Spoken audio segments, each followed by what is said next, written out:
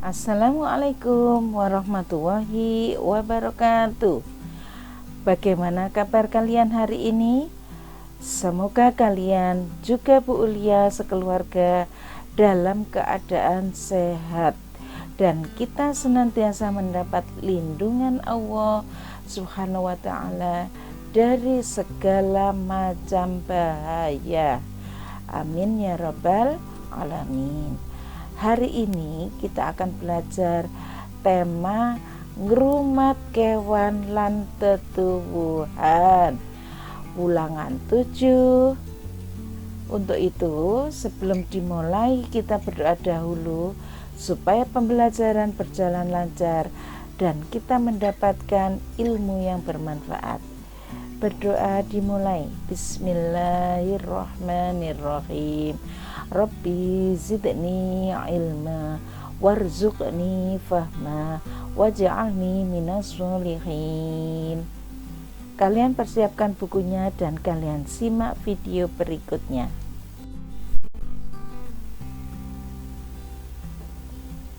Semaken gambar ing dhuwur. Bukaan halaman 84 buku basa Jawa kelas loro.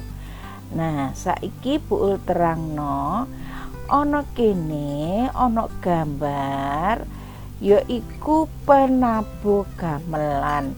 Penabuh gamelan iki biasane ana seni karawitan, artine yaiku sekelompok wong sing duweni keahlian khusus nabuh gamelan, terutamane yaiku ngiringi upacara adat, iso pertunjukan.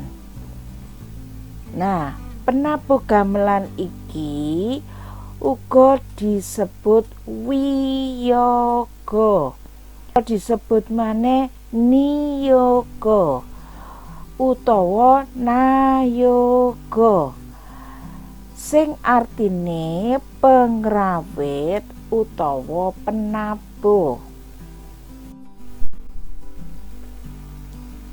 Gambar iki selain gambar penabuh gamelan uga ana sing jenenge sinden.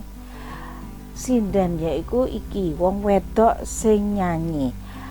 Pesinden utawa sinden iku sebutan kanggo wong wedok sing nyanyi ngiringi orkestra gamelan.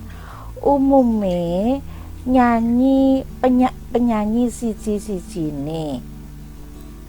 Pesinden sing apik kudu nduweni kemampuan komunikasi sing luas lan keahlian vokal sing apik serta keahlian nyanyi nembang.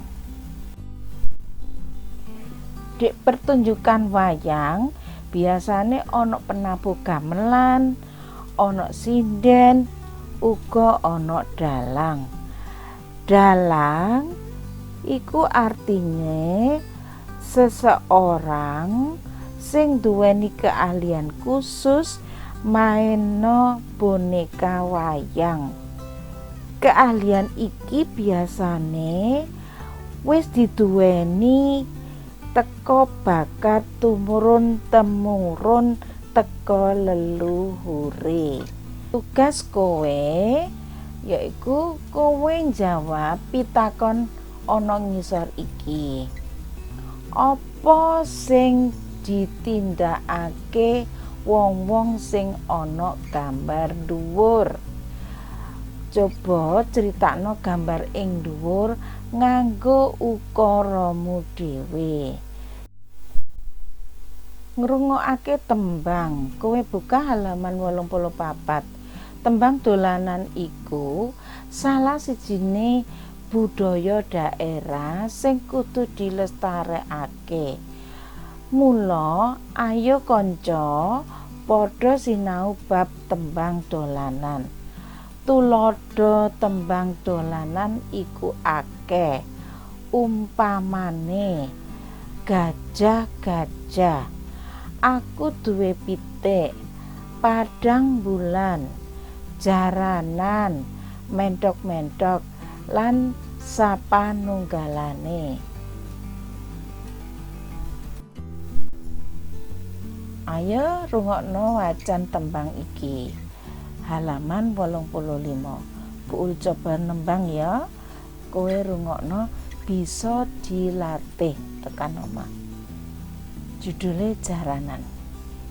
Jaranan, jaranan, jarane, jaran teci, sing numpak dorope, sing ngiring para mantri, jek jek nong, jek jek gung jrek jrek, mapuning lurung, gedebu krincing, gedebu krincing, gedebu krincing, jek jek gedebu jeder, gedebu krincing, gedebu krincing, gedebu krincing, jek jek gedebu jeder.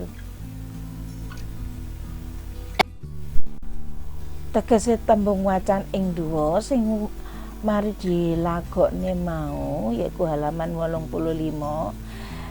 Jaran teji. Jaran teji ku artine jaran sing gedhe tur dhuwur. Ndara bayi iku artine tuan bayi. Ngiring itu artine ngancani utawa ngawal. Ayo nyemak tembung ing wacan dhuwur, isi tembung jaranan. Jadi iki artine tembung jaranan, yaiku diceritakake manungsa ing alam donya iku ora bisa urip dhewe, butuhake pitulungane wong liya. Mula kudu sing rukun, sing sugih kudu bantu sing ora duwe, sing enom kudu ngajeni marang sing tuwa. Nah, apik to isine tembang iki, bisa kowe praktekne kanggo urip ing alam donya. Nah, iki ana tembang maneh, kowe semak halaman 86. Buul coba ya, judule menthok-menthok. Kowe semak, kowe tirokno ya, belajar nembang. Menthok, menthok, tak kandhani mung salamu, angisin isini mbok aja ngetok, ana kandang wae enak-enak, ngorok ora nyambut gawe. Menthok, menthok, mung lakumu megal megol gawe guyu. Nah, kowe saiki belajar tegese tembung ing dhuwur. Tegese ku artine tembung ing dhuwur yaiku halaman 86. Tak kandhani iku artine tak omongi. Solahmu iku artine polahmu. Ngorok, ngorok iku artine turu angler. Lakumu iku artine mlakumu. Ayo nyemak bab isine tembang ing dhuwur. Manungsa kuwi aja sombong, amarga manungsa duweni kekurangan lan duweni keluwihan. Sing sregep nyambut gawe, aja mung turu wae kanggo nyukupi kebutuhan urip. Nah, iki ana tembang sing ketelu, halaman 87, judule Padang Bulan. Ayo disimak.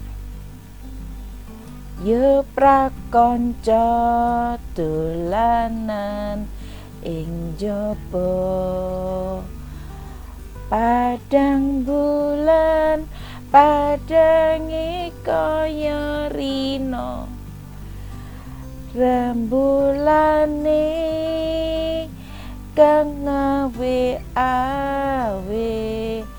ngelingake aja turu sore-sore. Lan iki artine yaiku ngandung arti religius utawa keagamaan. Artine kabeh wong kudune ngucap syukur nang Gusti Allah kanggo nikmati keindahan alam. Rasa syukur iku diusahakno ora turu isih sore, sebabe iso kanggo nglaksanakno ibadah waktu bengi. Contone bisa sholat tahajud utawa ibadah-ibadah sing apik liyane. Sakwise kowe ngikuti pembelajaran Bu Ul, nomor 1 kowe iso nembang, nomor 2 kowe ngerti artine tembang. Nah, tembang Padang Bulan mau wis Bu Ul terangne. Saiki kowe tulis di buku tulise dhewe-dhewe.